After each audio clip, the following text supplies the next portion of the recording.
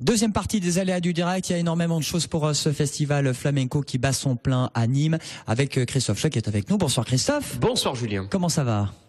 Plutôt bien? De maravilla, como decimos aquí en el Teatro de Nimes. Je n'ai plus Nadia pour traduire. Merveilleusement bien, comme tout le monde ici au Théâtre de Nîmes. Bon, les fêtes se sont bien passées, ça y est, c'est parti pour une nouvelle année 2013. On est prêt. Alors je disais, c'est pas la chronique taureau, parce que quand on vous voit, je dis chronique taureau. Presque. Presque. Vous savez que toros et flamenco sont très liés ici à Nîmes. Bon, on va en dire un mot dans un instant. On salue également Corinne. Bonsoir Corinne. Corinne Savy, qui est ethnomusicologue. Oui. Alors ethnomusicologue, c'est un très très beau métier. Ça veut dire tout simplement qu'on étudie les musiques de tradition orale et improvisée. Et donc la musique qui m'a pris le cœur, c'est le flamenco. Et c'est de cette musique que j'essaie de parler et en tout cas de défendre les artistes et de défendre les propos. Et aussi bien des artistes, voilà, des artistes sur scène que des artistes qui viennent des familles. Et vous faites des interventions dans les collèges en ce moment un peu partout dans la région. Et je suis enseignante et alors la transmission justement a été faite dans le travail qu'on a fait avec notamment Eddy et on va en reparler. Eddy Pons, journaliste, dessinateur, ça va Eddy? Ça va très très bien. Bonne année. Bonne année à vous aussi. On va essayer de tenir jusqu'au 19. Pourquoi c'est difficile? C'est un rythme à prendre? C'est un sacré rythme. Hein. C'est comme la feria quelque part, Eddy. Hein. C'est une deuxième feria, c'est vrai. On peut le dire d'une certaine manière parce qu'elle est très éparpillée dans la ville. Puis bon, c'est pas des couche-tôt les flamencos. Et les afters se succèdent, hein, même s'ils ne sont pas toujours programmés. Bon, pas forcément dans les collèges, parce que là, c'est des horaires bien définis. C'était des horaires bien définis. C'est un travail que nous avons fait donc depuis la rentrée scolaire. Hein.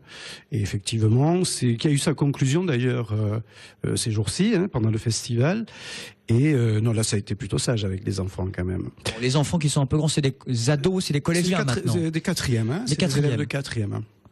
Bon, comment vous les trouvez ces élèves de quatrième, vous qui êtes enseignante, est-ce qu'ils vous les sensibilisez à ce festival? Voilà, ce sont des élèves de l'Institut Emmanuel d'Alzon, de Nîmes, ce sont des élèves collégiens, ce sont des élèves avec lesquels j'enseigne la musique en espagnol. Et l'idée, c'est de faire découvrir une culture qui leur est étrangère et de travailler cette année, on a travaillé sur le thème de l'émotion. Donc on a réuni Eddy Pons pour justement le côté visuel, Celila Torito pour le côté gestuel de la danse, Antonio Moya et Marie Peña qui sont venus pour le chant et pour cette rencontre autour de quelque chose de sensible. Bon, c'est une recette gagnante, Eddy, qu'est-ce que vous avez envie de dire? C'est la première fois que vous faites des interventions sur le flamenco dans les collèges? C'est la deuxième année que nous le faisons à Dalzon. L'an dernier, nous l'avions fait aussi au collège de Sommières. Ce qui est étonnant, c'est que quand on prend ces élèves, disons, au début de l'année scolaire, quand on leur parle du flamenco, c'est un peu effrayant pour eux, parce que c'est pas leur culture, bien sûr, hein, puisque, à la limite, serait plus proche de la culture taurine à Nîmes que celle du flamenco. Mais justement, on a l'occasion de voir cette progression au bout de 3 mois, qui fait que tout d'un coup, c'est plus quelque chose de totalement étranger, et que c'est pas un sentiment qu'ils ont au début, par exemple, ils trouvent ridicule de dire qu'ils aiment le flamenco, parce que ça paraît pour un truc, pour eux, un peu ringard, quoi. Une espagnolade, en fait. Ils voient le côté olé, cliché, etc. Et tout d'un coup, ils voient que c'est un espace de liberté où, en fait, on a une culture qui leur dit t'as pas le droit de te fâcher, t'as pas le droit de rire, t'as pas le droit de ça, tu te tiens comme ci, tu te tiens comme ça. Et le flamenco leur dit bah non, tu fais ce que tu veux, exprime-toi. Et tout d'un coup, ça, c'est quelque chose qui commence à leur parler. Olé. Olé, ça les sensibilise. Non, mais c'est une recette gagnante, c'est bien. C'est bien de faire ça aussi. Oui, je crois. Parce qu'ils connaissent que de nom, ce festival. Les Nîmois, on le connaît, mais voilà, ils sont jamais allés au cœur de ce festival. Ça peut les inciter à aller voir tout ce beau programme jusqu'à samedi.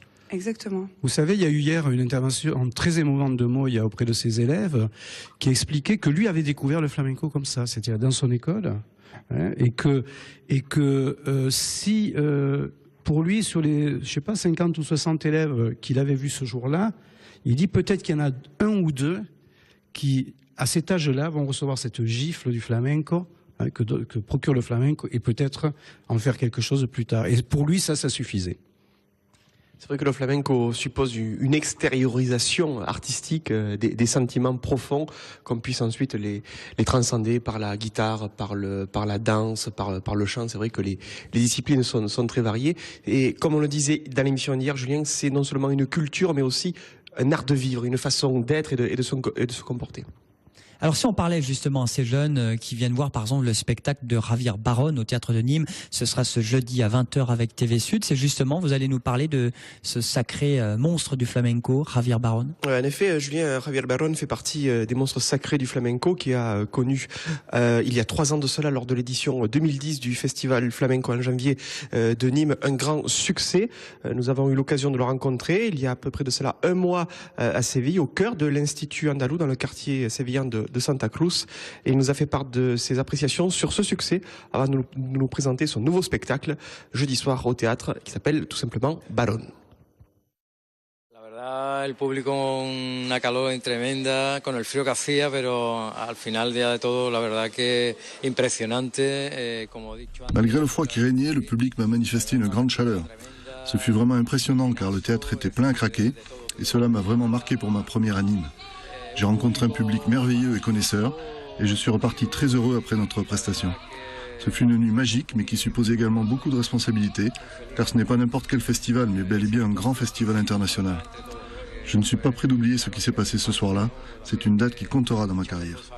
Como siempre, ¿no? Y más como he dicho, un gran festival como este, que no es un festival cualquiera, sino que es un gran festival internacional y para mí, pues, la verdad que fue una noche no olvidada, ¿no? Dentro de toda mi carrera, ¿no? Hombre, frío hizo, porque tuve que comprar esto, la verdad que como fue el primer año que fui, la verdad que no sabía tanta temperatura que iba tanta abajo, ¿no? Pero la verdad que... C'est vrai que je ne m'attendais pas à ce qu'il fasse si froid, raison pour laquelle je me suis acheté ce manteau. Mais comme je le rappelle, il y a eu cette chaleur manifestée par Patrick Bellito et toute son équipe dès mon arrivée à Nîmes et qui m'a permis de mieux connaître cette belle ville. Elle est à la fois taurine, flamenca et j'ai ressenti cela dans les réactions du public. Et comme j'aime les taureaux, j'ai eu une sensation extraordinaire et je suis ressorti de là enchanté. Entre toros, flamenco, ¿no? Una sensación porque a mí me gustan mucho los toros y la verdad que tuve una sensación bellísima, ¿no? Bellísima que me encantó mucho. Sí, la verdad que es un poco, no lleva el título, bueno, Barón por mi nombre y... Le spectacle s'intitule Baron, avec uniquement mon nom. C'est une création de flamenco très classique avec du chant, de la danse et de la guitare. Je suis accompagné au chant par José Valencia, Juan Campayo à la guitare et José Carrasco aux percussions. Nous sommes tous sur scène et nous y prenons beaucoup de plaisir. Le spectacle a été couronné de succès partout où nous nous sommes produits. Lo hemos hecho bastante, la verdad que hemos disfrutado mucho, en los sitios hemos tenido mucho éxito y bueno, y esperemos que en Nîmes sea igual, ¿no? Voilà, Javier Baron qui est originaire d'Alcalá de Guadaira, une petite ville au nord-est de Séville, et qui avant d'être un prix national de danse remis en 2008 par le ministère de la Culture, a essayé en tout cas une carrière en qualité de torero. Il a échoué avant de devenir une étoile de la danse flamenca, mais lorsqu'on lui parle de flamenco, automatiquement il vous parle de taureau, et lorsqu'il parle de taureau, forcément, il ne peut parler que d'un seul triomphateur. Je vous propose de l'écouter. Hombre, José Tomás, ¿no? No hay otro ahora mismo número 1, José Tomás, ¿no? José María Manzanares también. Le triomphateur de la saison, c'est José Tomás. Il n'y a pas d'autre torero numéro 1. J'aime aussi beaucoup José María Manzanares et El Rulli. Il y a bon nombre de toreros qui m'enchantent, comme El Cid. Je ne peux pas citer un nom plutôt qu'un autre, mais José Tomás est vraiment le numéro 1. C'est à la fois un grand torero et un grand homme. Pues nada, pues muchísimas gracias y bueno, ya pronto estaremos en Nîmes si Dios quiere y nada, buenas Navidades y...